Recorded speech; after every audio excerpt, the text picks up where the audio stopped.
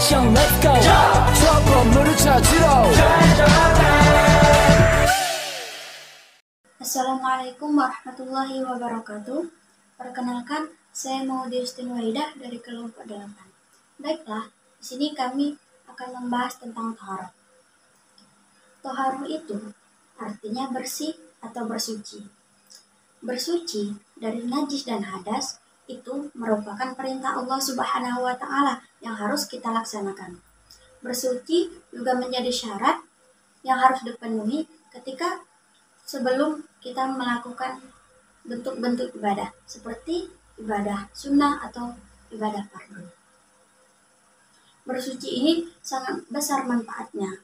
Bersuci dapat mencegah dari penyakit-penyakit yang akut seperti demam tipes, kolera, dan lain-lainnya. Apa sih perbedaan bersuci dengan membersihkan? Nah, kalau bersuci itu menyertakan air, bertujuan untuk membersihkan, tata caranya diatur oleh syariat Islam dan mengikuti pola hidup sehat. Sedangkan membersihkan hanya bertujuan untuk membersihkan dan mengikuti pola hidup sehat. Sebagaimana firman Allah Subhanahu wa Ta'ala, "Innallaha yuhibbut tawwabina wa yuhibbul mutatahhirin." Yang artinya sesungguhnya Allah mencintai orang-orang yang bertaubat dan menyucikan dirinya. Quran Surah Al-Baqarah ayat 222. Selanjutnya, kedudukan air di dalam bersuci. Air itu ada 8 macam.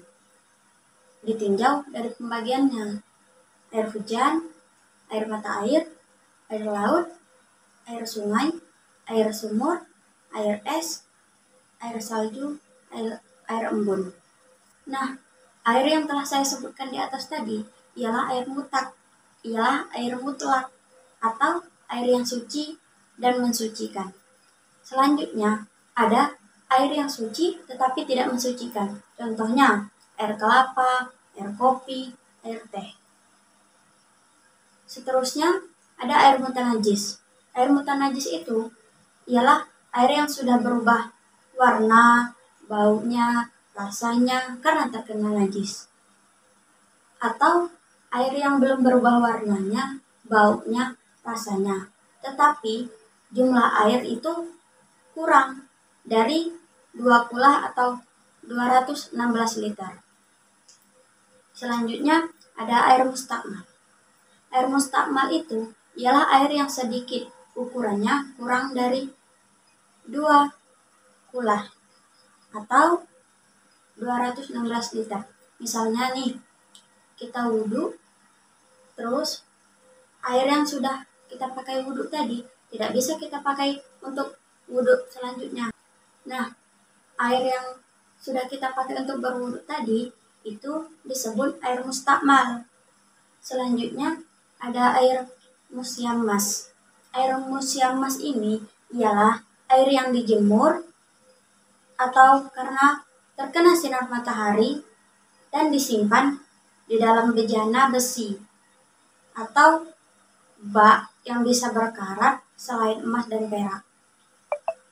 Nah, selanjutnya benda-benda untuk kita bersuci selain air. Kita bisa menggunakan benda padat. Contohnya menggunakan 3 buah batu, tetapi batu yang digunakan dapat dibersihkan dan belum mengering atau belum pernah dipakai dan keadaannya dalam keadaan basah, dan batu harus dalam keadaan suci. Terus apa saja selain batu dan air?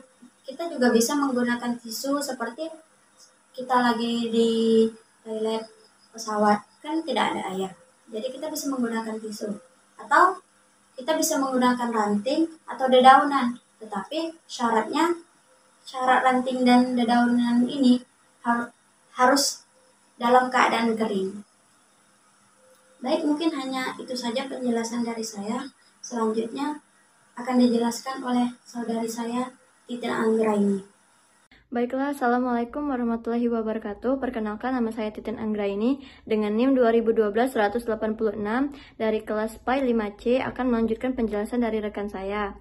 Untuk tentang berwudu, yaitu wudu mengambil air untuk sholat.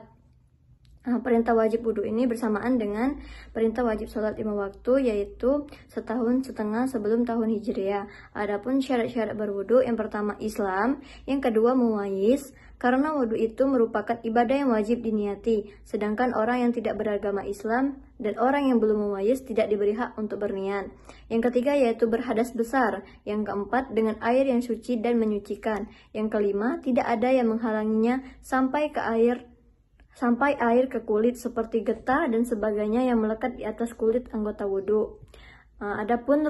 Adapun rukun berwudu, yang pertama yaitu niat, hendaklah berniat menyengaja atau menghilangkan hadas atau menyengaja berwudu. Yang kedua yaitu membasuh muka, yang ketiga membasuh 2 tangan sampai ke siku, yang keempat menyapu sebagian kepala, yang kelima membasuh 2 telapak kaki.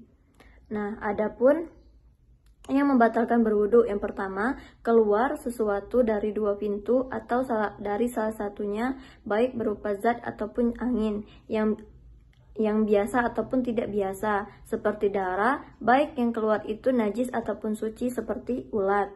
Yang kedua yaitu hilang akal karena mabuk ataupun gila. Demikian pula karena tidur dengan tempat keluar angin yang tidak tertutup, sedangkan tidur dengan pintu keluar angin yang tertutup, seperti orang tidur dengan duduk yang tetap, tidaklah batal wudhunya.